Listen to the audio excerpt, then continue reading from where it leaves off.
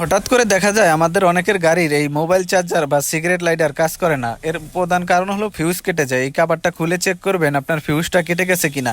প্রথমে এটা এই ফিউজ বক্সটা থাকে হলো আপনার ড্যাশবোর্ডের নিচে, যখন এসি ফিল্টারটা খোলেন ওই এসি ফিল্টারের একদম নিচে এই ফিউজ বক্সটা, এটা খুলে চেক করবেন। এই যে CIG লেখা 15 নাম্বার একটা ফিউজ আছে, এই ফিউজটা খুলে চেক করলেই হবে। এটা হলো 23 নাম্বারে। তো কিভাবে খুঁজে পাবেন দেখেন, প্রথমে হলো 21, তারপরে হলো এই যে 22, তারপরে হলো এই 23। এই CIG লেখা 23 নাম্বারে এই 15 নাম্বার ফিউজটা খুলে চেক করবেন। এই ফিউজটা যদি কেটে যায়, এখানে নতুন একটা ফিউজ লাগাই দিলে এই সমস্যার সমাধান হয়ে যাবে। তো আপনারা এই CIG লেখা 15 নাম্বার ফিউজটা খুলে চেক করবেন। যদি দেখেন এই ফিউজটা কেটে যায়, এখানে একটা নতুন ফিউজ লাগাই দিলে এই সমস্যার সমাধান হয়ে যাবে। তারপরে এই কাভারটা আস্তে জাতা দিয়ে লাগাই দিলেই আপনার কাজ কমপ্লিট। তো এই ভিডিওটা শেয়ার করে দিবেন, অনেক গাড়ি ব্যবহারকারী দেখলে উপকার হবে। তো আপনারা যখন লাইক কমেন্ট করেন, ভিডিও করার আগ্রহ বাড়ে। পরবর্তী কি ভিডিও চান সেটা আমাকে অবশ্যই কমেন্টে জানাবেন।